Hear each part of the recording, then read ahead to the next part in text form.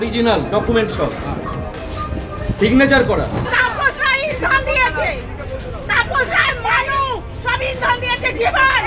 একটার পর একটা বিক্রয় দলিল কোবালা, মানে এগুলো নিয়ে পার্সেন্টেজ হিসাব হতো। গতকালই এই 4 নম্বর ওয়ার্ডের কাউন্সিলরকে ডাকা হয়েছিল তারই অফিসে, অর্থাৎ তার পার্টি অফিস। সেই পার্টি অফিসে রাখা ছিল একটি আলমারি। সেই আলমারি থেকে উদ্ধার হয় একাধিক নথি এবং সেখানে রেশন কার্ড থেকে শুরু করে ভোটার কার্ড, আধার কার্ড, জমির দলিল সমস্ত কিছু কিন্তু এখান থেকে উদ্ধার করা হয়। এবং উদ্ধার করার পরেই কিন্তু দেখা যায় যে সেখানে কিন্তু দমদমের বিধায়ক অরিজিৎ বক্সী তিনি ছিলেন এবং তাকে প্রশ্ন করেছিলেন এই সমস্ত জিনিস কেন এখানে থাকবে, এবং তা নিয়ে বাকবিতণ্ডা শুরু হয়। এবং তারপরেই ভিতর থেকে, এবং যেটা আমরা প্রাথমিকভাবে জানতে পারছি, সবাইকে কিন্তু মারধর করা হয় এবং প্রকাশ্যে যে ছবি ভাইরাল হয়েছে এবং সেটা কিন্তু আমরা দেখতে পেয়েছি।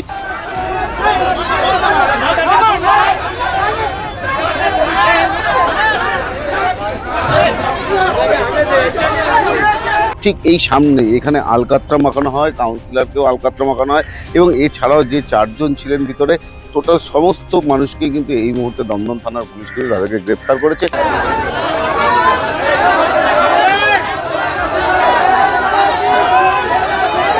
নিয়মটা কি, কোথায় যায়, এটা কার কাছ মাধ্যমে আসে? এটা পোস্ট অফিসের মাধ্যমে আসে। পোস্ট অফিসের মাধ্যমে আসার পর যদি উপযুক্ত ব্যক্তিকে না পাওয়া যায়, এটা পোস্ট অফিসের মাধ্যমে আবার নির্বাচন কমিশনের কাছে যাওয়ার কথা।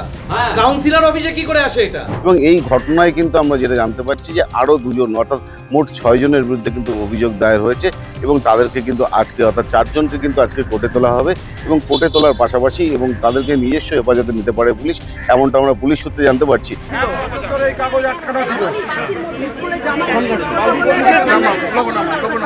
আমার কাছে অ্যাভয়েড করে গেছে জামাই, এখানে এসে যেই বলেছে পার্টি অফিসের কাগজ নিয়ে গেছে 1 বছর হয়, আমাকে আজ পর্যন্ত কাগজ দেয়নি। আসতে পারে এই যে সেই কাগজ, আজকে বিধায়ক এসে সেই কাগজ উদ্ধার করলো।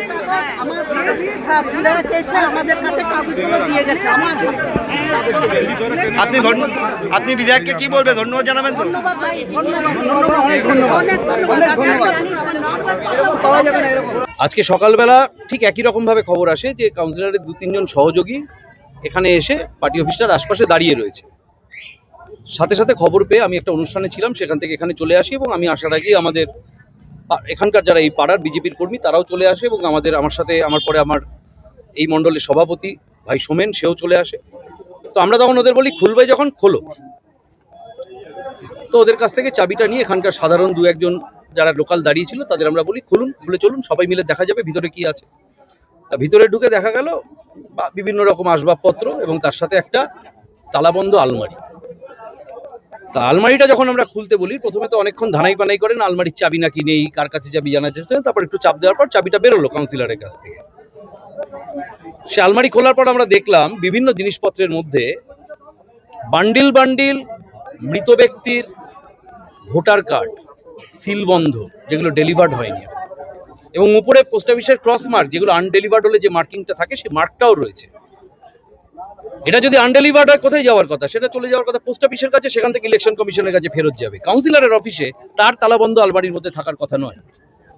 আর কি পেলাম? Bundle bundle ration card, Khadya Sathi যোজনার কার্ড, অর্থাৎ যে কার্ডগুলো মানুষের পার্সোনাল পজেশনে থাকতে পারে, কখনোই বান্ডিল ধরে পৌরসভার অফিসে বা কাউন্সিলরের অফিসে কাউন্সিলরের কাছে ব্যক্তিগতভাবে থাকতে পারে না, সেরকমও বান্ডিল আমরা ভিতরে পেলাম।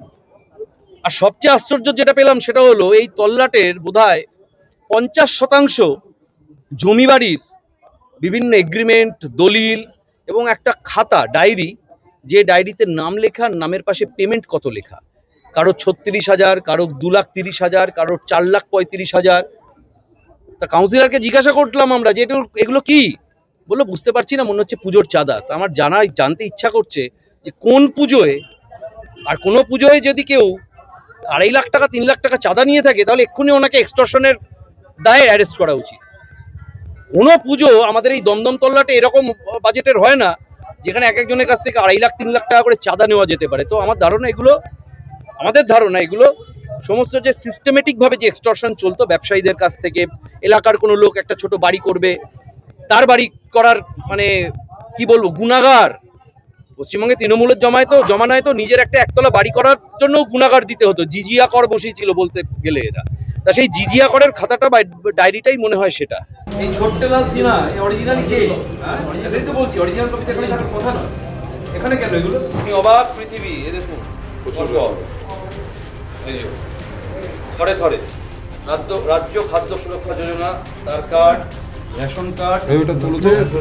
ধৃতদের বিরুদ্ধে অভিযোগ এক্সটর্শন মামলা রয়েছে এবং বিভিন্ন মানুষের থেকে তোলা চাওয়া থেকে আরম্ভ করে সমস্ত বিষয় নিয়ে কিন্তু তাদের বিরুদ্ধে অভিযোগ রয়েছে এবং মানুষকে চমকে টাকা নিতে হয় এমনটা কিন্তু অভিযোগ করেছেন বিজেপি এবং সেই ক্ষেত্রে দাঁড়িয়ে আজকে তাদেরকে কোর্টে তোলা হবে এবং কোর্টে তোলার পাশাপাশি তাদের নিজস্ব হেফাজত চাইবে দমদম থানার পুলিশ। দমদম থেকে বিশ্বজিৎ পাল, আর+।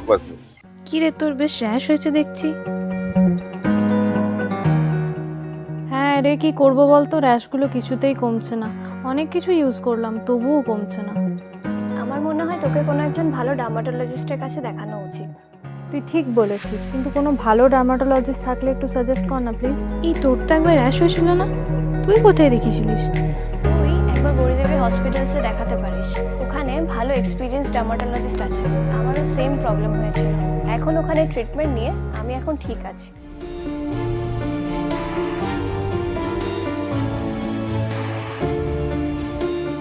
গৌরী দেবী হসপিটাল, রাজবাঁধ, দুর্গাপুর।